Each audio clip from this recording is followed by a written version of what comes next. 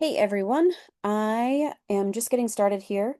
I did have one other a student show up, but since it was just us, we did kind of a little one-on-one quick, and so it's just you and me in this recording. Um, this is the optional synchronous Zoom that I'm recording that is for your optional, or not optional, it's for the assignment that is due towards the end of this month. I think the 23rd, but if you need some time, let me know.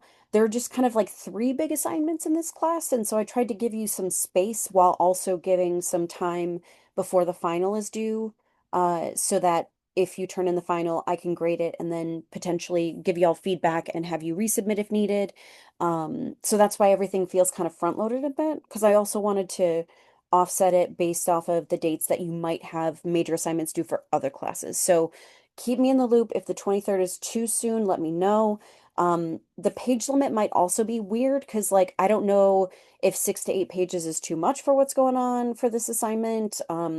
There's also an option of recording, which we'll get into in a minute, but yeah, I'm open and flexible with these assignments while we're trying to navigate and figure out what all works best for you. I also put together some resources specific to the APA styling, and I put together a template for this assignment in particular. So this is your first major assignment that's due. I'm hoping you're watching this before you take the quiz about this assignment. Again, that's more so for me to get a temperature check, make sure everybody's got everything they need and understands the assignment and what's being asked of you, all that fun jazz. So, with all that being said, let me share my screen.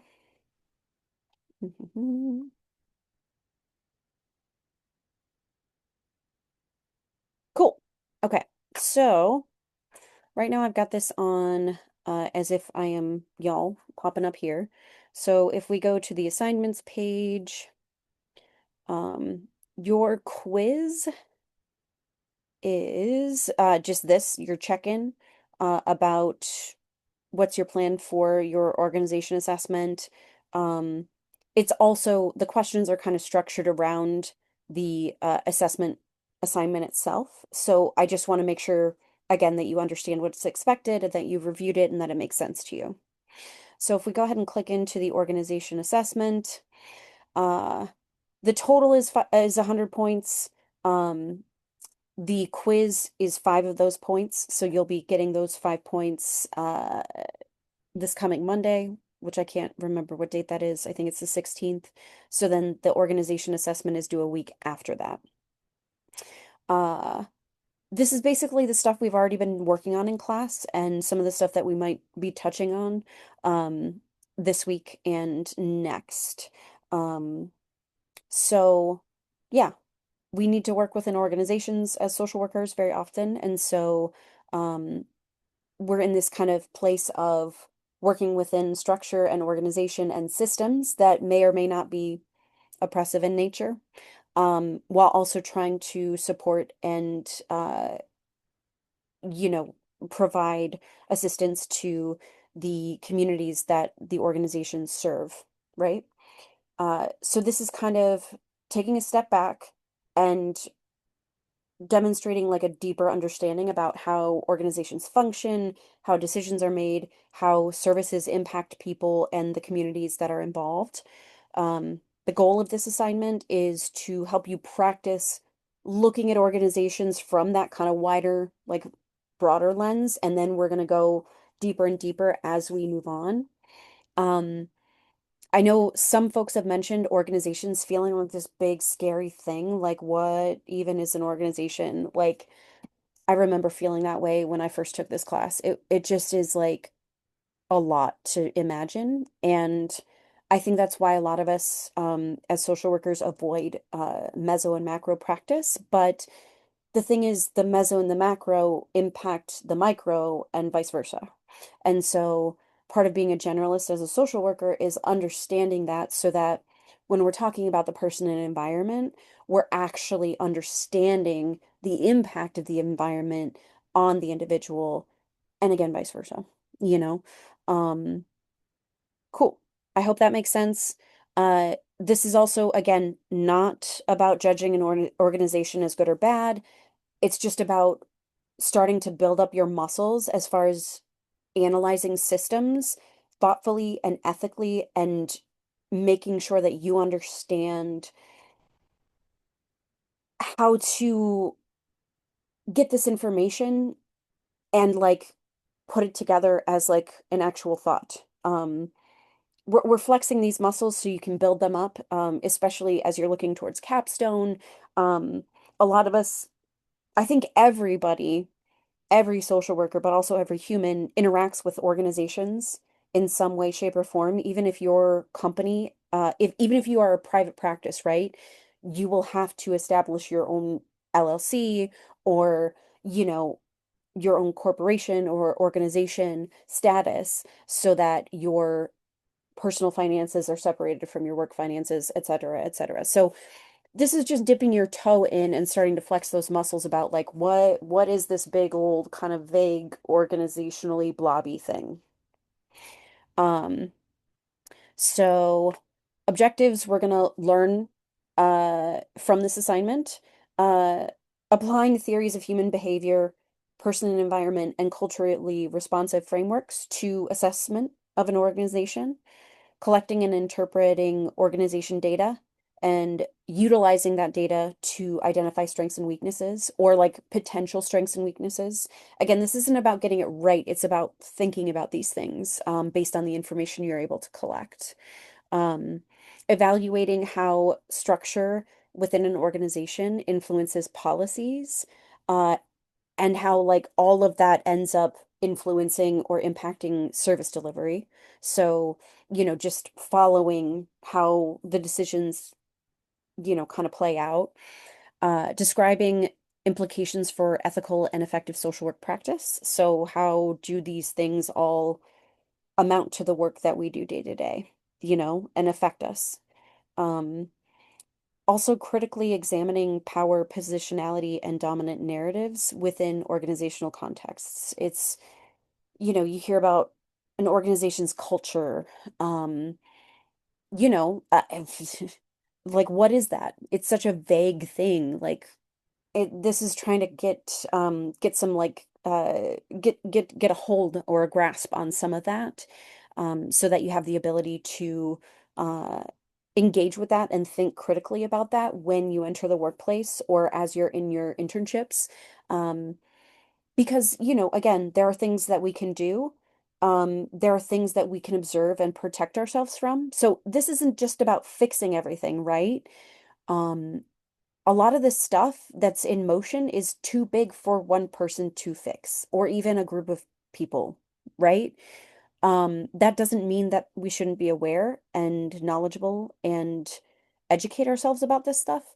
And it also doesn't mean that there isn't stuff that we can do to lessen the potentially like negative impacts of the systemic stuff that comes up, um, and protect ourselves and our clients or the communities that we're working with from some of the like worse effects, I guess I would say, or like that kind of thing. I hope that makes sense. If not, let me know. Um, so your organization you've likely already selected. It's connected to your internship, employment, volunteer work, or community. Um, you're going to be gathering information through observation, interviews, and documenting or documentation review. So a lot of the information you're going to get is from your organization's website, Googling them. Um, Also like reviewing a lot of like nonprofits, a lot of their documentation has to be open to the public. So you can figure out how much the head of the organization for a nonprofit makes, or some of the folks that are in the organization make. Like a lot of that information has to be public. Um, You're going to analyze the organizational structure, services, and the community impact, apply theory and ethics to your analysis, and reflect on your learning and professional growth. Again, this is like here, it starts here with this assignment, but we're building and scaffolding with the next assignment and the assignment after that. Okay. So approach this work with curiosity and care. Pay attention to what is visible and what is less visible, or what is kind of like an undercurrent. you'd be surprised at vibes. Like, obviously, vibes don't necessarily pass the evidence-based test, right? Like, we definitely want to operate from that perspective.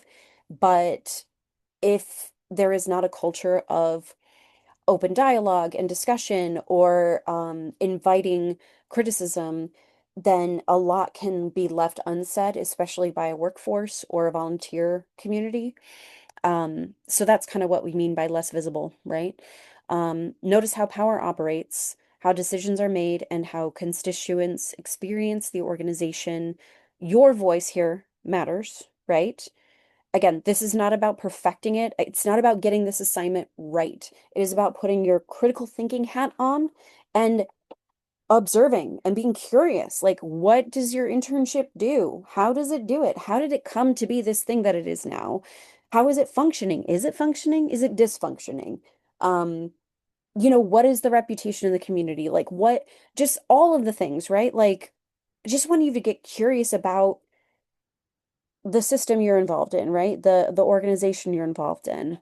Um, Again, this isn't about judgment. It isn't about good or bad. It's just about having that non-judgmental curiosity and letting that little thing, that itch in the back of your brain, just like scratching that itch and just diving deep and seeing where you go, right? And what you can find out.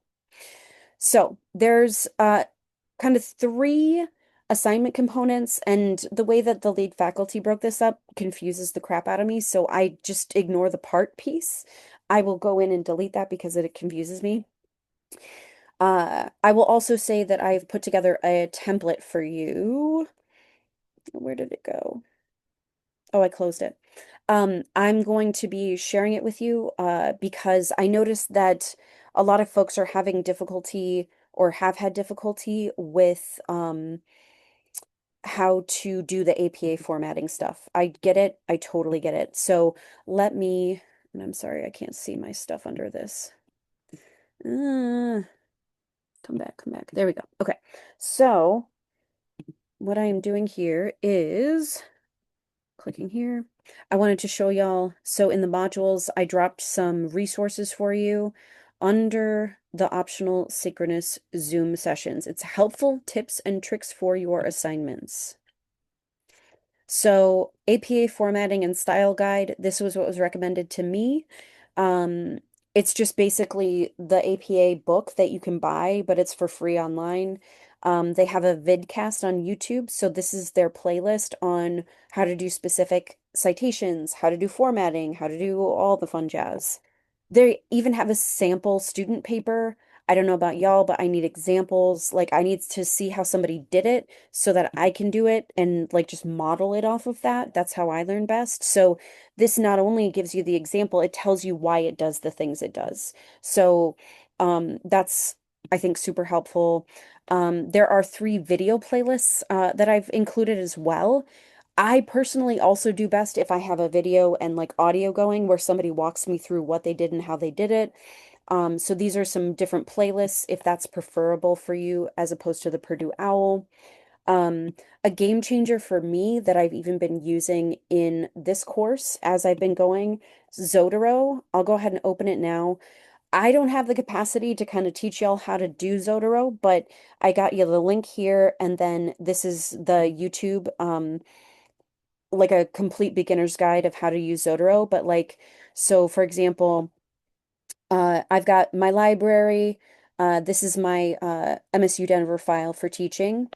Um, like I will even with like personal YouTube stuff, I'll go to my personal and I can just automatically drop the video in there. So for example, if I go here, like for the Zoom lecture this week, the recorded lecture for uh uh Video Ant, I dropped all of my links into here, and what it does is like, so for example, I would go right here. This saves Zotero to this saves this page to Zotero. I don't want to use this as an example because it wouldn't be a good example. It's not like a, but like labor notes, it pulls like it's a web page. It's got that. It has the URL when it was accessed. You obviously want to make sure that you are updating this and clarifying, double checking if there's a date, like a copyright on the bottom of the page, add that as the date because, we add all the information we can. But the cool thing is, like, you can drop documents in there like PDFs, right? And it'll automatically create that for you. Um, yeah, you can, it essentially, what you would do here is like you can select all of this and then, create a bibliography from the items. Like this is how I got through all of it. Like, so my everything MSU Denver, this is like this is like my capstone is still here, right? My advanced leadership stuff is still here. Um, so I would also drop all the links of my courses from like just what we were doing each week into these folders. So anyway, that's all there for you. Wanted you to be aware that I dropped that there for you. There are also different ones you can do. I also very much recommend that you hit up the Aurora Campus Library. Their writing center is amazing. For all of my major papers, the entire time I was a student at MSU Denver, I would do a virtual session with a writing center tutor and just make sure that my APA was on point, and I would give them the assignment criteria and have them read just to check that I matched the criteria. So that's a free resource available to you. They have virtual sessions. You don't have to go in. So that is something I highly, highly, highly recommend, especially if you are new to APA formatting, which I think most people are. Um, I did create a template for you for this assignment. I will drop that into that same page I just showed you, the helpful tips and tricks, and I'll also put it here in this assignment for you. Um, so the first thing you're going to do is the organization overview. You choose at least 6 of the following elements. So I think there are 10 here. Um, each one of them can have their own little header. I would say organization overview as like the main header there, and then this is like a subheading under each of that. Again, you'll see it in my uh, um, template that I put together for y'all.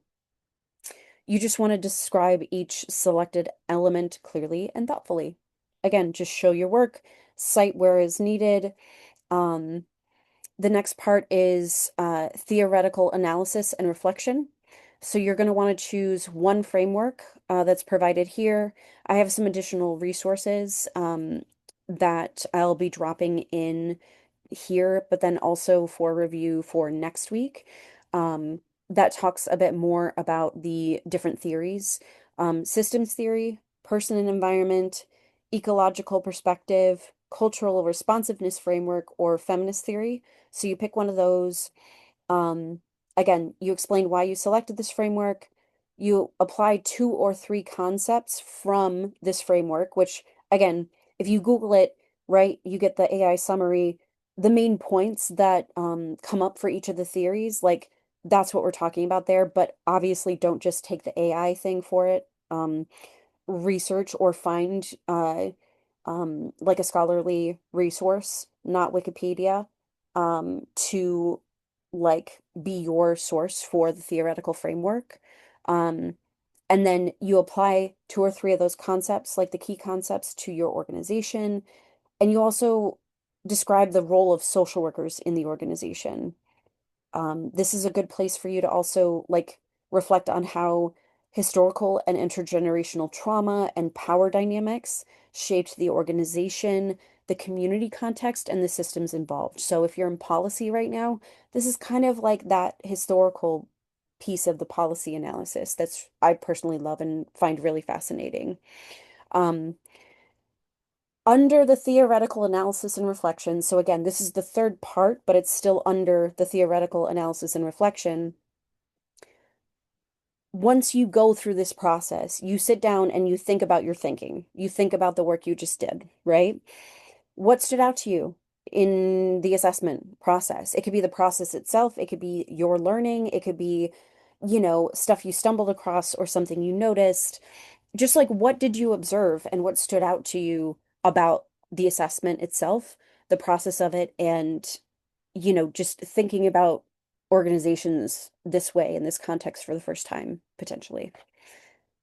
What questions do you have, or what areas would you identify for further explanation or exploration? You know, why? I would also say why. Like, reflect on why those questions are there, or how they came up, or, what areas came up for further exploration, and like, why are you curious about those? Like, tell me about what, like, I don't know, what scratching that itch was like, about the curiosity piece, um, about your internship, your organization that you're using, and how this experience shaped your understanding of organizational social work. So we're talking meso macro, right?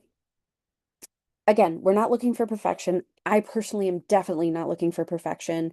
I'm more so just looking for critical thinking, curiosity, non-judgment, and just like what is the story here? What is the story of this organization?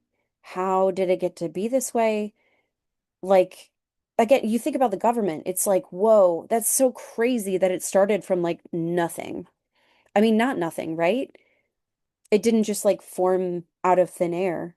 It started somewhere. It started with people and ideas that they then drafted, and then started to practice. And then, you know, right? Like it's just cool to think about. Like definitely very overwhelming and kind of organizationally blah and blobby blah.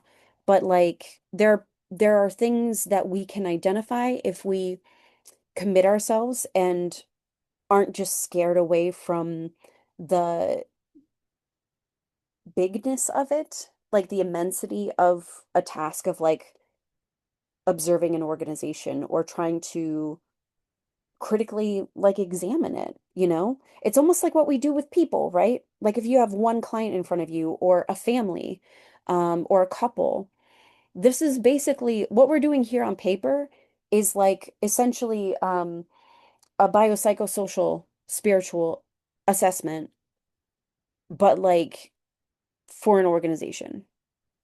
Think of it that way, right? It's a little less overwhelming, I think, if you think of it that way. Because again, there are no right or wrong answers in a biopsychosocial spiritual.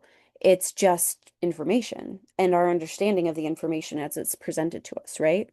Um, cool. I hope that all makes sense and makes this less overwhelming slash scary. Um, Right now, we're looking at a 6 to 8 page paper, or you can do like a recorded presentation. If you do a recorded presentation, I would prefer there to be some slides or something, because if it's just you talking into the thing, I will very likely have trouble following you and being able to double check things. Um, if you do a recorded presentation, I would also like the slides turned in as well. Reach out to me if you have questions or if that's something you want to try. Because yeah, we can chat about how that translates from APA and papery stuff to recording stuff. This is your grading rubric. Uh, yeah, again, if you follow these things, you should be good. I do not care as much. Like I'll be straight with you. I am not as like up on the APA stuff as a lot of my colleagues are. I want you to be as successful as you can be in this um like assignment in your work, like whatever your work is. I know one of the lead faculty, Dr. Perry, will often engage folks in conversation about like, hey, how would you like to receive feedback? How would you like to receive, like what are you looking for as far as when I'm looking at your organization assessment here, do you just want your grade? Do you want your grade with some feedback? Do you want your grade with like all the feedback? Like I tend to do kind of I'll do like a page of feedback individually for each person. That's what I tend to do. This is a little bit different for me. So, this being more organized and like intentional about like, okay, we've got the APA in the mix, all that stuff, right? Um, So yeah, I'm open to your thoughts. I'm open to your questions, your comments, your concerns. Again, this is kind of scaffolding to the next assignment and then the next assignment after that. Um, yeah, let me know what questions you have. I think that was everything I was going to share with you about this. I will get the template uploaded for you. You don't have to use the template. To me, it's a bit of a shortcut once you understand some of the basic formatting stuff with APA. But again, you've got the helpful tips and tricks here, which should be hopefully useful. Um, Again, this was just kind of how I made sense of it. If you stumble across anything else that you want me to add to this page, please let me know because again, like I'm a social worker. I can't tell you how many times that like I tell my clients, I'm a social worker, I'm all about resources. Let me know if this is too much, too little, because like my brain immediately flags anytime somebody says they have a need or concern. I'm just like, I know there's got to be a resource for that. I know there's got to be something who like somebody who's also going through that or has gone through that who has information that I don't have that could be helpful to this person or these people, right? Um Cool. I'm excited to see what y'all come up with. Yeah. And I hope this isn't like overwhelming and scary. Like I don't want this to be freaky deaky. Um, I yeah, I care about writing and I care about storytelling, but I'm also understanding that not everybody's in the same place as far as where you're at with writing skills. And APA is like a different kind of thing. Like I learned MLA format, so when I came back to school and had to do it, I had to teach myself APA, and it was like a whole. I mean, let's be real. I hope y'all don't mind if I curse. It was a mind fuck. I was like, what? Um. So yeah, cool. Hopefully this was blah, blah, blah. Hopefully this was helpful. I will see you all in the next one. Um. But yeah, hopefully it's not scary.